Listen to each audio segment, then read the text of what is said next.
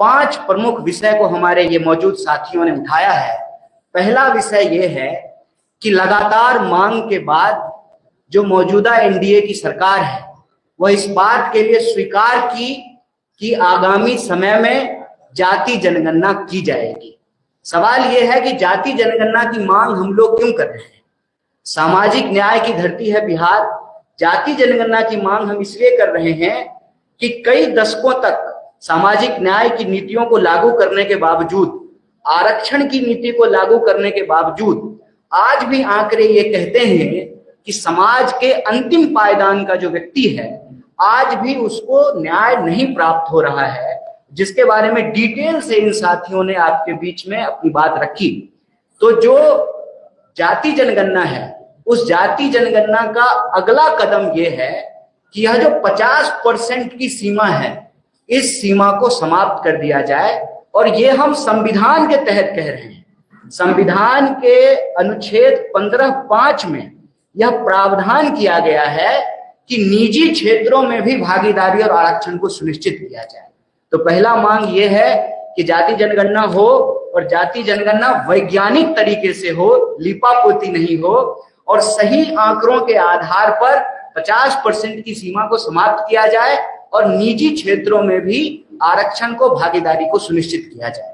दूसरा सवाल यह है कि बिहार में अगर आप शिक्षा व्यवस्था को देखेंगे, शिक्षा की हालत यह है कि 3 साल की डिग्री 3 साल में नहीं मिलती है। प्रश्न यह है कि जब पूरे देश में 3 साल की डिग्री 3 साल में मिलती है तो बिहार में 3 साल की डिग्री 5 साल और 7 साल में क्यों मिलता है? वो बिहार जहां पर नालंदा विश्वविद्यालय रहा, वो बिहार जहां पर विक्रमशिला विश्वविद्यालय रहा, वो बिहार जहां पर आजादी से पहले पटना विश्वविद्यालय की स्थापना हुई, जिसको ज्ञान और मोक्ष की भूमि कही जाती है। आप बिहार में किसी भी धर्म का इतिहास उठा करके देख लीजिए, उसका इतिहास बिहार से जुड़ा हुआ है। देश का इतिहास बिहार के इतिहास के बिना पूरा नहीं होता है। उसी तरह से बिहार की प्रगति के बिना देश की प्रगति संभव नहीं है। ऐसे में बिहार की प्रगति के लिए, देश की प्रगति के लिए यहाँ की शिक्षा व्यवस्था को बेहतर करना जरूरी है। 3 साल की डिग्री 3 साल में मिले, ये एक बात है। इसके तहत जो मुख्य सवाल ये है कि जहां शिक्षक नहीं है वहां शिक्षक हो, इंफ्रास्ट्रक्चर को बेहतर किया जाए। केजी से पीजी तक सरकार का फैसला है कि एससी, एसटी, ओबीसी, पिछड़ा, अति पिछड़ा और सभी वर्ग की महिलाओं के लिए केजी से पीजी तक फ्री एजुकेशन है। तो ये अलग अलग कॉलेज में अलग अलग फीस कैसे लिया जा रहा है, अलग अलग यूनिवर्सिटी में अलग अलग फीस कैसे लिया जा रहा है, अलग अलग कोर्स के नाम पे अलग अलग फीस कैसे लिया जा रहा है। आप बीएड का फीस उठा करके देख लीजिए, आप बीबीए का फीस उठा करके देख लीजिए, आप मास कॉम का फीस उठा करके देख लीजिए। तो जब सरकार का फैसला है कि सरकारी संस्थानों में केजी से पीजी तक शिक्षा मुफ्त होगी, तो इसको लागू क्यों नहीं किया जा रहा है? बिहार में प्लेसमेंट सेल को क्यों नहीं लागू किया जा रहा है? बार बार क्यों पेपर लीक हो रहा है? रोजगार का जो सवाल है, 4 लाख, 4.5 लाख से ज्यादा पोस्ट खाली है, उन पोस्ट को क्यों नहीं भरा जा रहा है? और कोई परीक्षा, चाहे बीपीएससी की हो, टियर 3 की परीक्षा हो, किसी भी डिपार्टमेंट की परीक्षा हो, उनको जो है नौकरी नहीं मिल रही है। और रोजगार देने के बजाय बिहार सरकार लोगों को कर्जदार बना रही है।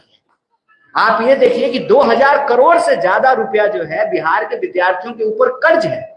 नौकरी मिलने से पहले, मतलब रोजगार मिलने से पहले एक विद्यार्थी जो है वो कर्जदार बन जा रहा है। तो सरकार से हमारी यही मांग है कि साहब, यह जो डबल इंजन की सरकार है, यह डबल इंजन जो है ना पूरा गुजरात की तरफ घुमा हुआ है।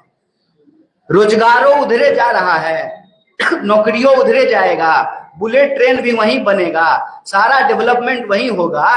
तो ये डबल इंजन जो है वो बिहार की तरफ क्यों नहीं घूम रहा है, जो रोजगार लेकर के आए? सरकार से यही मांग है कि लाठी नहीं नौकरी दो। और एक बहुत महत्वपूर्ण विषय जो यहाँ साथी ने उठाया कि एससी एसटी सब प्लान का पैसा आप किसी दूसरे चीज पे कैसे खर्च कर सकते हैं? आप जब भी सरकार के किसी नुमाइंदे से पूछेंगे कि यह जो मौजूदा डबल इंजन की सरकार है इसने क्या किया है, तो मुंह छूटते ही सबसे पहले वो कहेंगे हमने पुल बनाया, हमने सड़कें बनाई है। आप पुल बनाए हैं, सड़कें बनाए हैं, हालांकि ये अलग बात है कि यहाँ पे जो है पुल चोरी भी हो जा रहा है। जहां नदी नहीं है वहां भी खेत में पुल बन जा रहा है। सवाल यह है कि आप SC ST सब प्लान का पैसा दूसरे मद में, दूसरे हेड में कैसे खर्च कर सकते हैं।